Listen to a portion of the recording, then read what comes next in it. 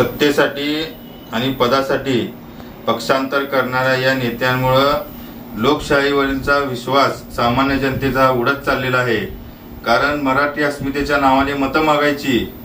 व कुठल्या तर पैशाच्या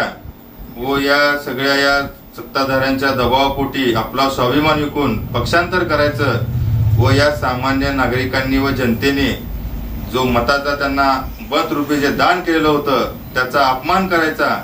या अशा यांच्या या वागण्यामुळे, या अशा यांच्या या पराक्रमामुळे आज मराठी माणसाचे जे सामान्य नागरिकांचे जे महाराष्ट्रातले प्रश्न आहेत,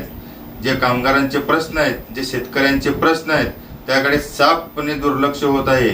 व या अशा या स्वाभिमान विकलेल्या नेत्यांचा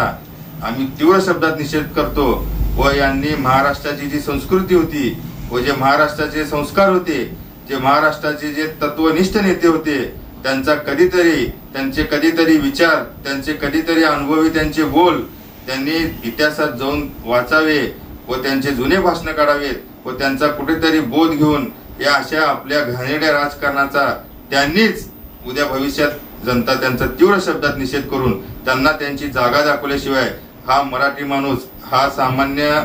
नागरिक महाराष्ट्रातला त्यांना त्यांची जागा दाखवल्याशिवाय राहणार नाही।